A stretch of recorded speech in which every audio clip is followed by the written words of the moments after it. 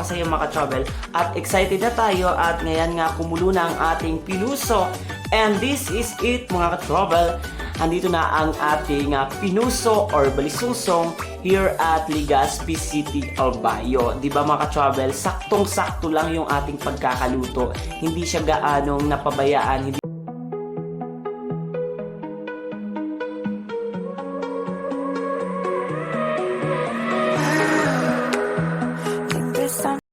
Siyempre mga ka-travel, support po natin ang mga local business na mga gumagawa po ng mga kanin, lalong-lalo na po sa ating mga kababayan dito sa Bicol region. Kaya kung nagtitinda po sila ng mga kakanin, huwag po natin baliwalain. Pwede po natin silang tulungan through to share or pwede po natin i-recommend ang kanilang mga panindang ginagawa. Dahil ang kakanin po ngayon is mostly nakakalimutan na ng mga ibang tao, pero napakahalaga pa rin po kung saan pinagmula at saan nagmula ang mga kanina ito. So ang Bicol region po ay kilalang kilala sa napakadaming iba't ibang uri ng paggawa ng kakanin.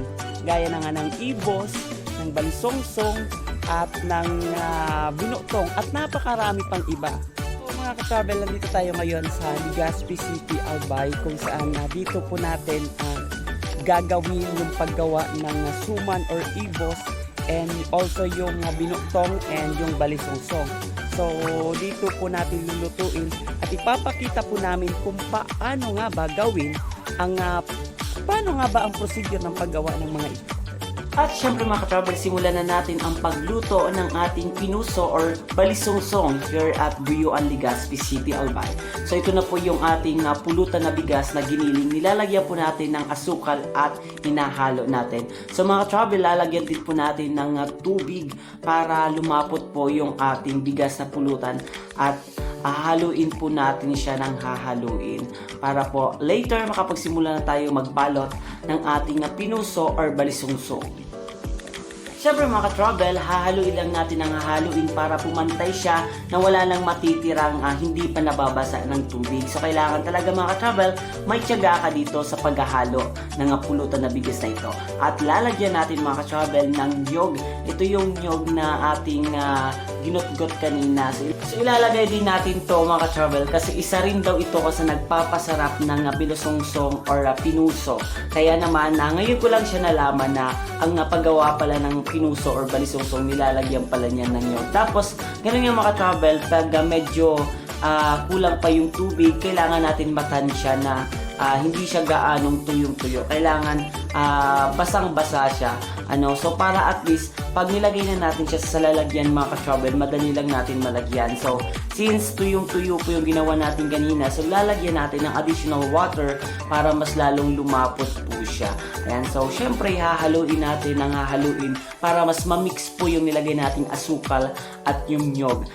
So pagkatapos yan mga ka-travel, pagkatapos na medyo okay na sa tingin nyo ang inyong ginagawa, pwede na natin simulan ang ating pagbabalot. So since medyo hindi pa tayo ready, ayan, haluin lang natin ang haluin kasi ang paggawa naman ng pinuso or balisongsong dapat yung naaayon naman, hindi naman yung pwede nating mamadaliin para mas masarap natin siyang makain at masarap yung ating ginagawang pagluluto. So ayun mga ka-travel, may nakikita pa tayong medyo hindi pa nababasa ng water. So this is it mga ka-travel. So ganito mga ka-travel ang pagbabalot ng ating pinuso or balisongsong. So napakasimple lang mga ka-travel gawin. So kailangan talaga maingat ka din sa pagbabalot kasi possible na pwede siyang mabutas or possible na pwede siyang maging magulo yung kanyang pagbabalot. So kailangan mga ka-travel, maingat po tayo sa pagbabalot. So unang-una sa lahat mga ka-travel, kailangan lang natin ng dahon ng saging at pagkatapos lalagyan na natin ng bigas na pulutan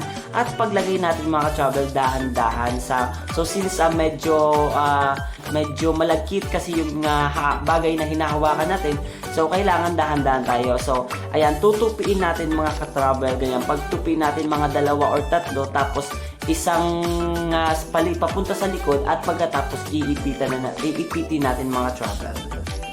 Yes mga travel, tuloy-tuloy ang ating pagbabalot since madami ang gagawin nating pinuso or balisungsong. Talaga namang nakaka-enjoy din to gawin. So mga ka-travel, napakadali lang gawin. Pwede nyo po to gawin sa inyong mga bahay kung gusto nyo pang merienda, pang snacks or pang ano pa naman. Ano? So sarap dito mga ka-travel kapag sariling gawa natin ng ating kinakain. So ayan mga ka-travel, tsaga-tsaga lang talaga tayo sa pagbabalot kasi syempre nga gaya kanina sinabi ko medyo mapulot yung yung kanyang pulutan kaya syempre mahirap siya ilagay sa lalagyan. So ayan mga travel, so basic lang naman mga travel ang paggawa nito kaya kung gusto nyo i-try nyo rin sa inyong mga bahay. Alam niyo ba mga travel, dito sa Bicol region ay meron tayong iba't ibang uri ng pananalita. So, hindi lang yung Bicol language ang ating ginagamit. So, ito naman mga ka-travel na kakanin is iba-iba naman po ang tawag nila dito. So, sa amin, sa lugar namin sa Tabaco City, tinatawag namin siyang balisungsong. So, since nandito tayo ngayon sa Legazpi City, Albay, tinatawag po siya dito na pinuso. So, ano man yung tawag natin, ano man yung mga pagkakaalam natin sa tawag na ating ginagawa, ang importante, yung ating ginagawa ay talagang sinasa puso at talaga namang masarap yung ating pen. Makatapos nga ang 20 minutes, ayan, so medyo nakakagawa na tayo ng mga iilan-ilan at nabalot na natin. Then after that, makagawa tayo ng mga more than 30 pieces. Ilalagay na po natin siya sa kaldero at lulutuin na po natin. Then after that, papakita ko po sa inyo ang ating finished product sa pagluluto ng pinuso or binutong. So this is it mga ka-travel, lalagay na po natin sa kaldero at kailangan nating bantayan ang pagluluto dahil ang pagluluto ng pinuso is inaabot lang po siya ng 45 or 1 hour. So kailangan natin siyang bantayan para hindi siya gaanong mapabayaan o hindi siya matutong sa pagluluto natin. Siyempre mga ka-travel, sa pagluluto natin, yung apoy kailangan naman natin ma-maintain na tama lang, hindi naman gaanong kalakasan yung apoy or hindi naman gaanong wala na siyang apoy.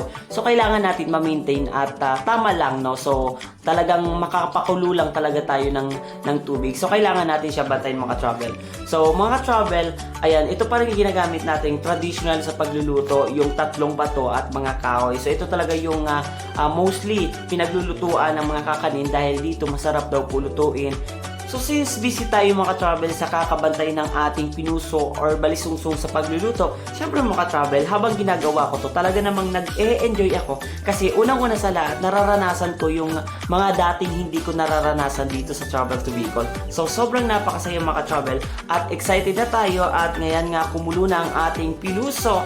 And this is it mga ka-travel. Andito na ang ating pinuso or balisungsong here at Legazpi City, Albay. Diba mga ka-travel, saktong-sakto lang yung ating pagkakaluto. Hindi siya gaanong napabayaan, hindi siya natutong. Ayan, so napakasarap mga ka-travel. Kitang-kita nyo sa inyong mga screen, talaga namang napaka-creamy ng ating ginawa. Umuusok pa mga ka-travel dahil sa sobrang sarap. Kakahain lang natin ito at it's time to eat. So hindi mawawala sa ating vlog for today's video ang matikman ng ating ginagawang pagkain. So syempre mga ka-travel, unang-una sa lahat, favorite ko po ang balisungsong or pinuso dahil napakasarap po nitong kakanin. So bagay na bagay ito ngayon morning kasi wala pa tayong breakfast. So it's time to eat na mga ka-travel. Titikman natin kung ano nga ba ang lasa or gaano nga ba katamis or sapat lang ba yung tamis na nailagay natin na asukal sa ating ginawang pinuso or balisungsong.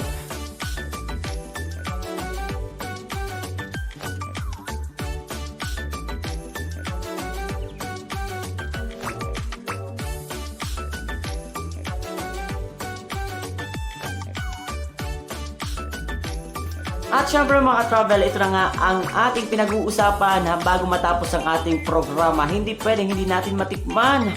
Sobrang napakasarap mga travel. Kita-kita nyo sa aking expression, sa aking pagmumuka. Talagang hindi na ako nakangiti at hindi na ako nakaimik. Sa sobrang sarap. Ayan, pangalawang subo natin mga travel. Mas lalo akong nasarapan.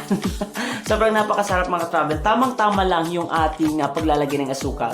Hindi siya gaanong napakatamis at hindi naman siya gaanong matabang. So, medyo timbang lang mga travel yung pagkakatimpla natin ng paggawa ng pinuso or yung balisungsong. So yun nga mga travel, nag-enjoy na naman tayo sa ating panibagong vlog at panibagong food vlog here in Travel to Bicol. Once again mga travel, this is DJ Maketziler, your travel buddy, at magkita-kita tayo ulit sa ating mga susunod na fun adventure at sa ating mga food vlog here in Travel to Bicol. Once again mga travel, thanks for watching!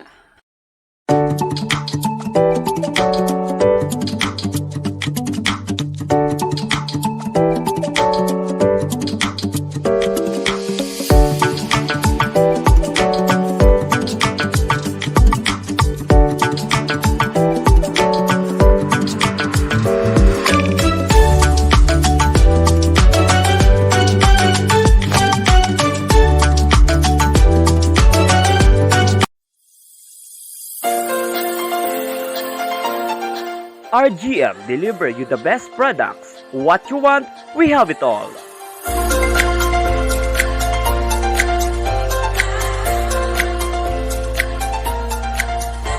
RA.